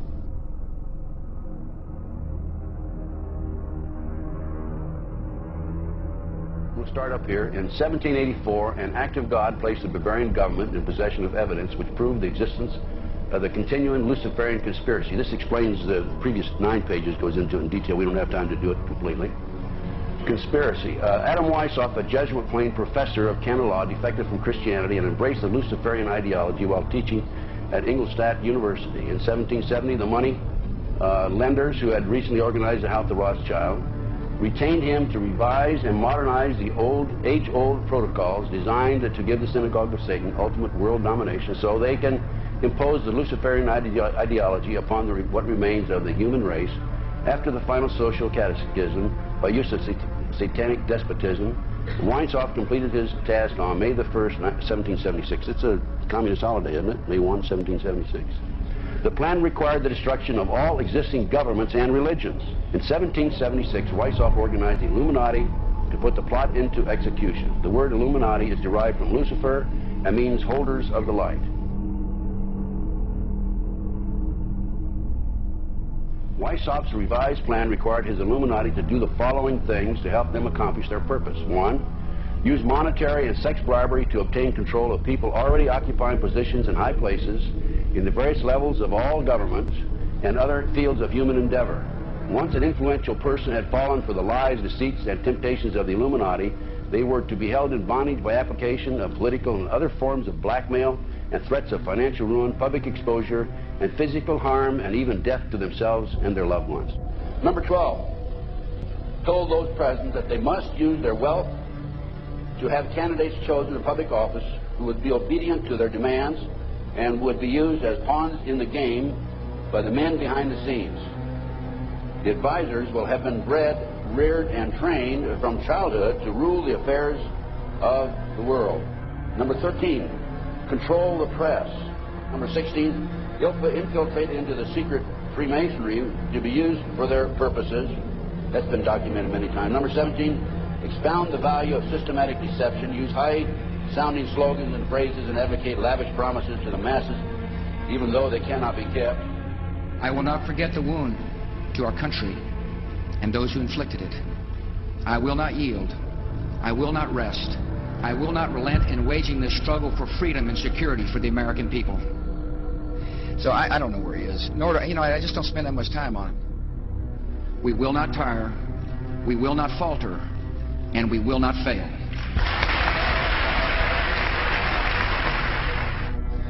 Terror is bigger than one person. And I remember he was telling me how you're going to see soldiers looking in caves for people in Afghanistan and Pakistan and all these places, and there's going to be this war on terror, of which there's no real enemy. Who knows if he's hiding in some cave or not? We hadn't heard from him in a long time. Operation Northwoods, the plan called for innocent people to be shot on American streets. This is the Pentagon. For boats carrying refugees fleeing Cuba to be sunk on the high seas. For a wave of violent terrorism to be launched in Washington, D.C., Miami, and elsewhere. People would be framed for bombings they did not commit. Planes would be hijacked using phony evidence, all of which would be blamed on Castro to justify an invasion of Cuba 40 years ago. An aircraft at Elgin Air Force Base would be painted and numbered as an exact duplicate for a civil registered aircraft belonging to a CIA proprietary organization in the Miami area. At a designate time, the duplicate would be substituted for the actual civil aircraft and would be loaded with selected passengers, all boarded under carefully prepared aliases. The actual registered aircraft would be converted into a drone, remote-controlled plane, their word for it. Takeoff times of the drone aircraft and the actual aircraft would be scheduled to allow a rendezvous south of Florida. I mean, he's been tested unlike any other president. This is 9/11.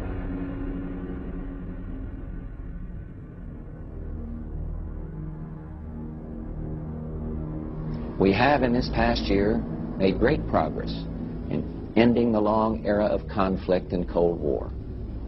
We have before us the opportunity to forge for ourselves and for future generations a new world order, a world where the rule of law, not the law of the jungle, governs the conduct of nations. When we are successful, and we will be.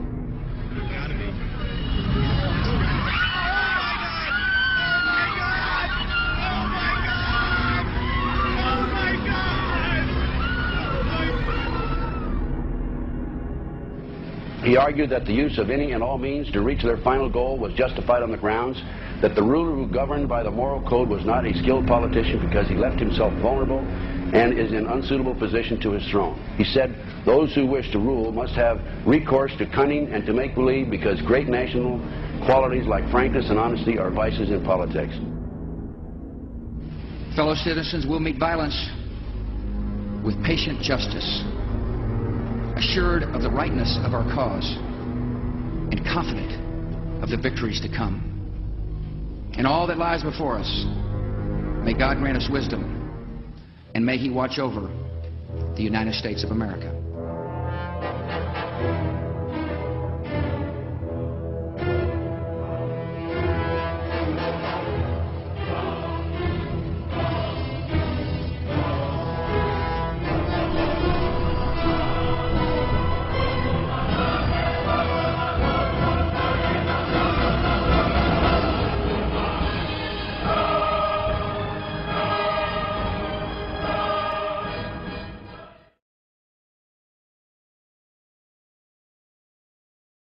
Snorkelers brought to shore on Catalina Island the odd-looking fish believed to be what the ancient mariners described as sea serpents. And no wonder. I get it now. KTLA's Dave Meekum is live in Long Beach with more on the unusual find. Incredible. Hi, Dave. Incredible. What a sight, huh? I can look at that picture forever. Yeah, we're talking the mighty oarfish, and for the crew and others on the schooner over there, Avalon based next to the riverboat, what a surprise.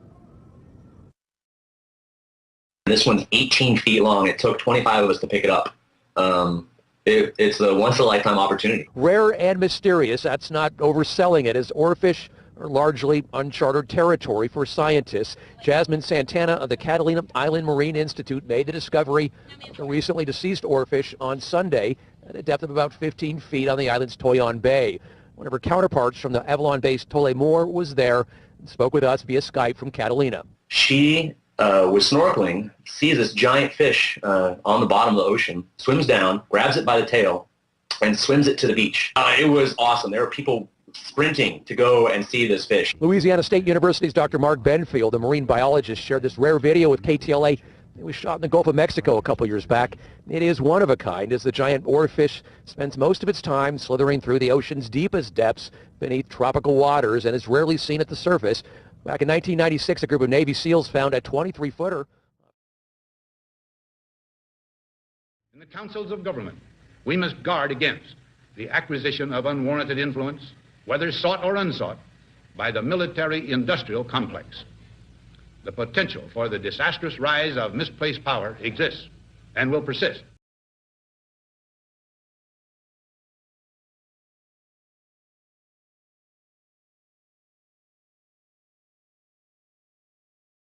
In the councils of government, we must guard against the acquisition of unwarranted influence, whether sought or unsought, by the military-industrial complex.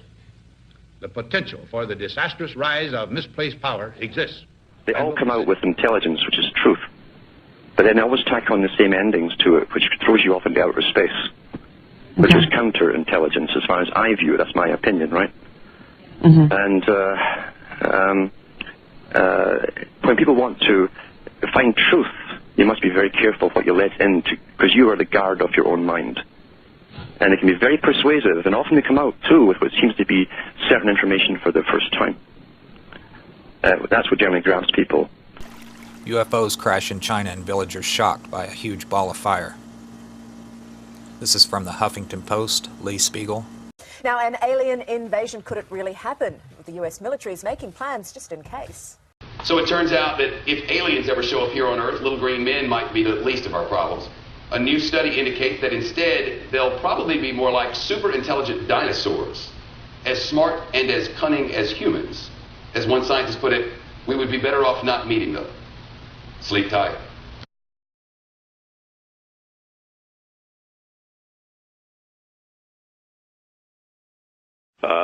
The Star Nations kept their side of the agreement. They're honorable people and operate from very high metaphysical and spiritual principles. The same cannot be said of the four governments involved. There have been firings on Star Visitor craft from time to time, and one of the counselors said to me that the humans say, well, it was a mistake or a misidentification or human error. We didn't mean to do it, but of course these happened and did. One of them was even captured by astronauts who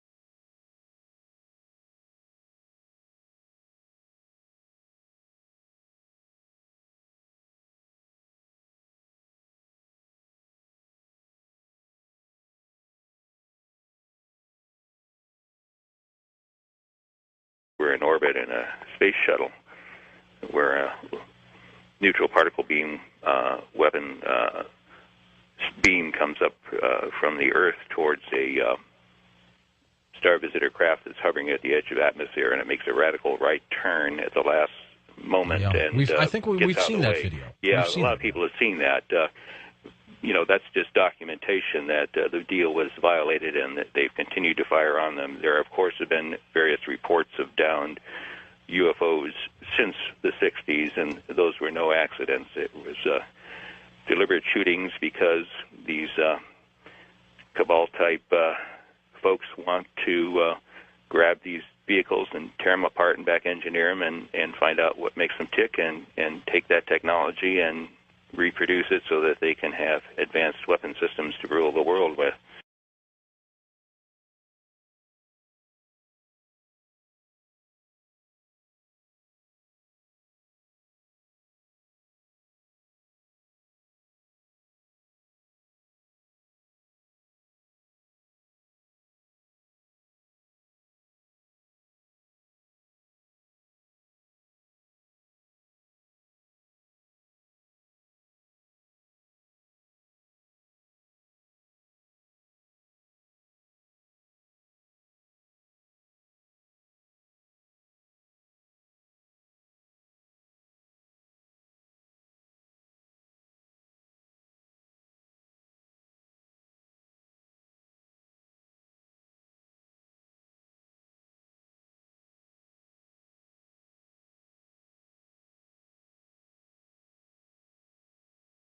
And flying downrange, we got all 3 stages of powered flight, and as the dummy warhead and the package flew on down range, we were all celebrating the fact that we had seen the thing and accomplished the mission. When I got back to the base with the film the next day, I was called into the office of Major Florence J. Mansman, and there were 3 people in gray suits standing in there. There was a 16mm camera and a screen setup. Major Mansman said, "Lieutenant, sit down and watch this." And he turned down the lights, turned on the camera on the projector, and the film came on. And I recognized it as the film that we'd shot at Big Sur the previous day. Toward the end of the flight, I was looking at Major Mansman saying, "Pretty good stuff, huh, sir?" And suddenly he said, "Just watch this." And as I watched, the warhead, the dummy warhead, the chaff that was put out in front of it as a decoy to deflect the Russian anti-missile tracking radar, everything was flying along, and suddenly, in the same direction this stuff was flying at about 8,000 miles an hour, the object came into the frame, shot a beam of light at the warhead, flew up to the top, shot another beam of light at the warhead, flew around the direction it was flying, shot another beam of light at the warhead, flew down, shot another beam of light at the warhead, and flew out the same way it came in. Well, I don't see it. Why didn't you see this when you were shooting it? Well, it was 600 to 800 miles away from us. Oh, I got you. They confiscated. Well, first of all, the Major Mansman said to me, "What was that? Were you guys screwing around up there?" I said, "No, sir." And he said, "Then tell me what that was." And I said, "We got a UFO."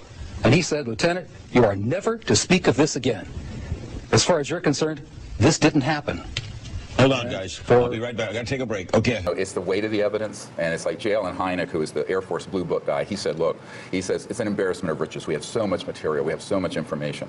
But if you take for one case that we have in the Disclosure Project, and that's a man who was the senior guy at the FAA, and they were tracking this object over Alaska, and it was at one point in the sky, in one sweep of the radar, it would be 40, 50 miles away, moving completely non-linearly, not like an airplane. And we have the radar tape, we have the pilot report, we have all the evidence from the airline and the government. And this whistleblower who came forward, John Callahan, he said, I'm one of the senior officials in the government that not only have the evidence, was part of a cover-up to keep the American people ignorant of it. And 2 men he identified as officers from Wright-Patterson Air Force Base brought him a model, an impression of a lower jawbone. They wanted a working model made. He was to keep no records, and the mold he created to make the model was broken and thrown in the trash as the Air Force officers left. Smith retrieved the broken mold pieces and put them back together at home, and he made his own model. He said he knew this just wasn't human. Few have ever seen it, and those that have can't identify it. An article in Len Stringfield's new book quotes certified dental technician Bruce Phillips as saying it's not like anything he'd come across in his 20 years in the business. The teeth are flat, no cutting surfaces. The shape of the jaw is different from humans, and the arch is much deeper. If it isn't identifiable as animal or human by people who should know, what is it? Could this finally be the first hard evidence the Air Force was indeed doing tests on alien bodies out at Wright Pat? Jack Smith says the jawbone model was made in 1979. And if you compare the shape of the jaw in the model with the shape of the jaw in this computer drawing of an alien, it's almost a perfect match. Some sources claim the drawing was part of a government UFO briefing in 1978, same time frame, and was based on photos from Wright Pat. I'm Abby Martin, and this is Breaking the Set. So it's no secret that the U.S. military has over 5,000 nuclear warheads, enough to eliminate most life on Earth. But it may surprise you how much it costs just to maintain these weapons.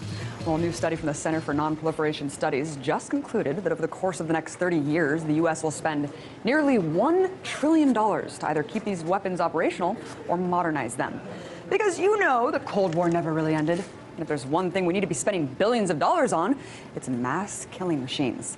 So while this country continues to lag behind in education, income equality, and sustainable energy, at least we can keep the people of the world up at night knowing that the Cold War is alive and well, and we got our nukes locked and loaded. E afund. Foi ali que eu tive acidente. Eu morri.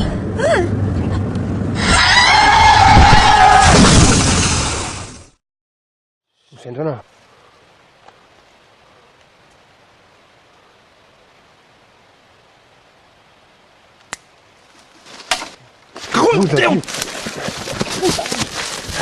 Va, corre fuori!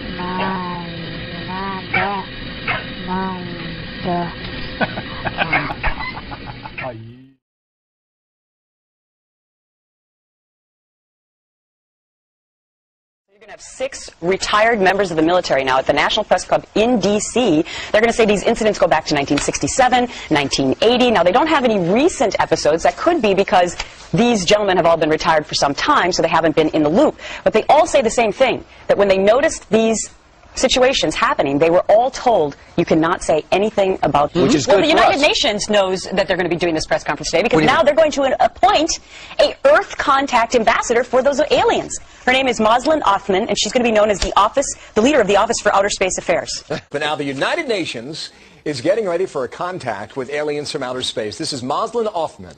She's out of Malaysia. She will be planet Earth's first interstellar diplomat. NASA's new Kepler spacecraft detecting hundreds of planets that they believe have the potential to support alien life forms. It is studying more than 150,000 stars, and that's just in one small patch of the sky, okay? If the 700-plus candidates are actually planets, it could triple the number of known planets in deep space.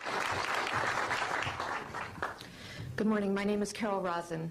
In 1974, after being a 6th grade school teacher, I was introduced to the late Dr. Wernher von Braun in the U.S., the father of rocketry. In my first meeting with him, during that first 3.5 hours, he said to me, Carol, you will stop the weaponization of space. And I said, you know, teachers don't stop until June. He said, no, you have to understand. This is February. And we have to prevent the weaponization of space because there is a lie being told to everyone that the weaponization of space is now first being based upon the evil empire, the Russians. There are many enemies, he said, against whom we're going to build the space-based weapon system, the first of whom was the Russians, which was existing at that time. Then there would be terrorists. Then there would be third world countries. Now we call them rogue nations or nations of concern. Then there would be asteroids. And then he would repeat to me over and over, and the last card, the last card, the last card would be the extraterrestrial threat. Well, at the time, I kind of laughed when he said asteroids, and when he said extraterrestrials, I knew I wasn't going to deal with that subject. And now we hear on the news just today, this week, that they've slid in another enemy. Only this time we're going to protect our satellites. In other words, we have to have some reason to spend these trillions, to waste these dollars on a space-based weapons system, and they're all lies. This is a system, he told me, that would never protect anyone. Even back then, he talked about suitcase bombs. He talked about chemical, viral, bacterial, biological warfare, that these space-based weapons would never protect us against. And then he told me that, in fact, if you travel around the world, which I did after he died in 1977, I met with people in over 100 countries who were friends. They didn't want to build space-based weapons. I became a space and missile defense consultant. And I worked with people around the world. I became an advisor to the People's Republic of China. They don't want to build a space-based weapons system. And he told me back then that they didn't. He said, go to Russia. They're considered to be the enemy. I got on a plane by myself. When I got to Russia, I had a list of people that I had read out of the newspaper. Chernenko was in office then. He was the only one I didn't get a chance to meet. They introduced me to everyone when I got there. And when I got back, I said, oh, my Lord, this man is telling the truth. There is no threat. And I've been waiting until this day for 27 years, and I'm expecting the spin to happen, because he also explained to me that as a military strategist, as a person who worked on the MX missile, which I did later, he said, you will find that there is going to be a spin to find some enemy against whom we have to build space-based weapons. And now we should expect the spin, because he said part of the formula for the intelligence community is if they might have a weapon, then we have to consider that they do have these weapons. So now they do have these weapons, so now we have to build these weapons systems. And that's the formula, except that it's all based on a lie. And we have witnesses here today that have shown you that these extraterrestrial beings, that these craft that have come here are now not UFOs, they're identified flying objects, and we know that they have beings in them. And we have witnesses here who have told you that they can shut down our missile silos, they can stop a rocket going into space that's a test. We have witnesses here who have worked in the classified departments, who have the courage to come forward here to support what Wernher von Braun told me back in 1974 to 77. And I will testify before the Congress that when I founded the Institute for Security and Cooperation in Outer Space, which I shut down a few years ago because I didn't believe we had a chance with this huge, integrated around the world, complex weapons system, that we had any chance at all of transforming that war industry into a space industry that could provide benefits, like Dr. Greer has said, of global warming